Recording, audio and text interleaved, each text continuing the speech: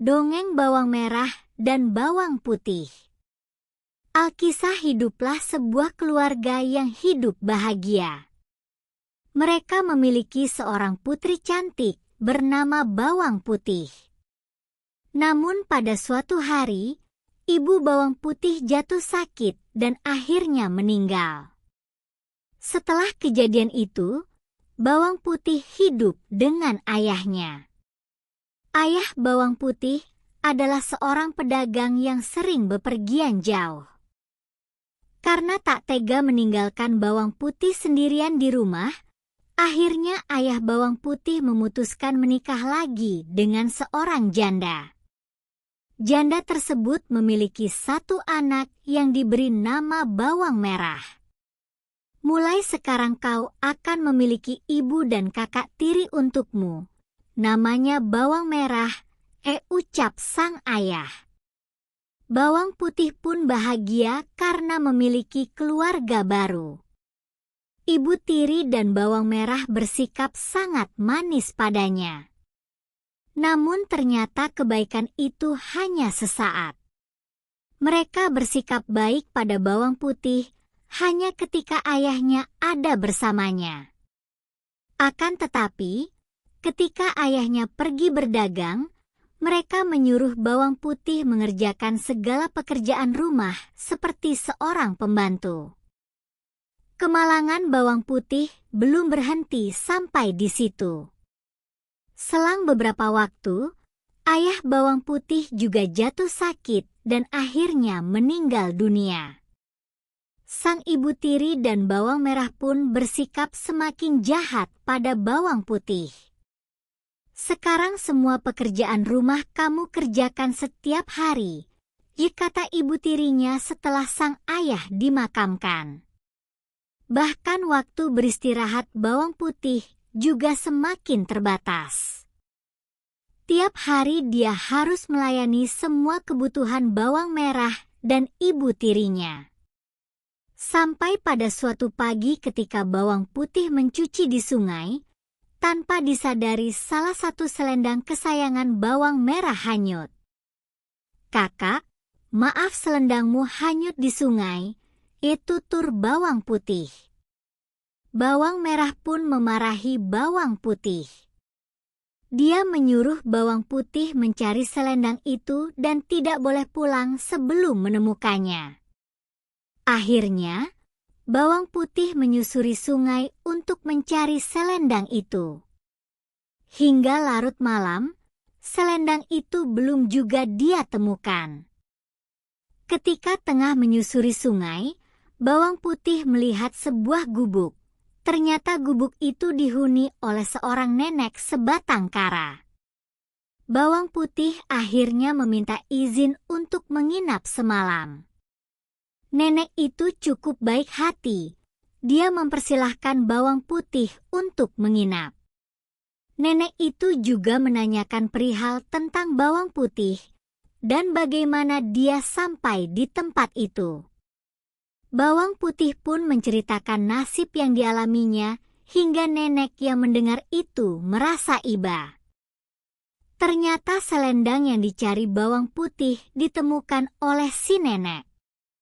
Tapi, nenek itu hanya mau menyerahkan selendang itu dengan syarat Bawang Putih harus menemaninya selama seminggu. Bawang Putih menerima tawaran itu dengan senang hati. Waktu seminggu pun berlalu dan kini waktunya Bawang Putih untuk pulang. Rupanya selama tinggal bersama nenek, Bawang Putih sangat rajin.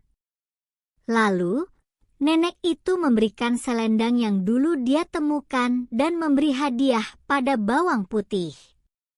Dia disuruh memilih di antara 2 buah labu untuk dia bawa. Awalnya Bawang Putih ingin menolak. Namun karena ingin menghormati pemberian, Bawang Putih akhirnya memilih labu yang kecil dengan alasan takut tak kuat membawanya. Nenek itu hanya tersenyum mendengar alasan itu. Setelah itu, Bawang Putih pun segera pulang dan menyerahkan selendang itu pada Bawang Merah. Selanjutnya, dia segera ke dapur untuk membelah labu dan memasaknya. Namun, betapa terkejutnya dia, karena ketika labu itu dibelah, ternyata labu itu berisi emas permata yang sangat banyak. Secara tak sengaja, ibu tiri bawang putih melihatnya dan langsung merampas semua emas itu. Bukan hanya itu, dia juga memaksa bawang putih untuk menceritakan dari mana dia mendapat labu ajaib itu. Mendengar cerita bawang putih, muncul niat jahat di benak ibu tiri yang serakah itu. Esok paginya, dia menyuruh bawang merah untuk melakukan hal yang sama seperti yang dilakukan bawang putih.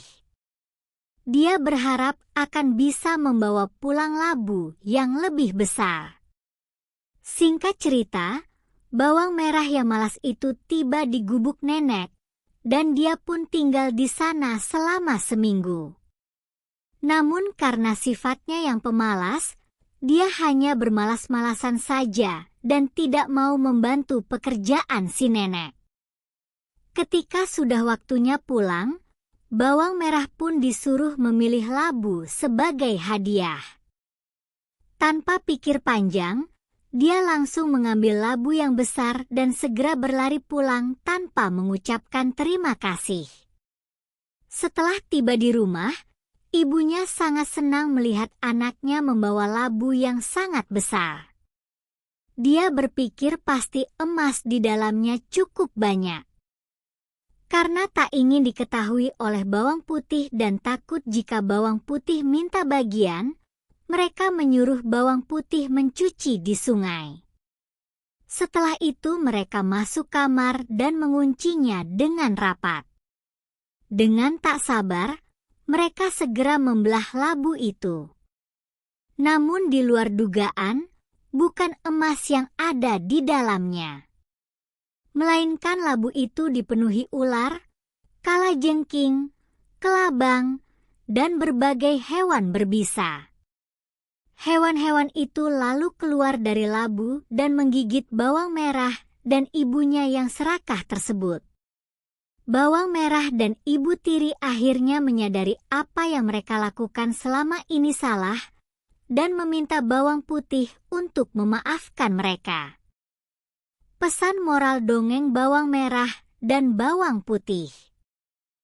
Pesan moral yang bisa diambil dari cerita rakyat ini bahwa orang yang berbuat jahat dan serakah akan mendapatkan ganjaran yang setimpal.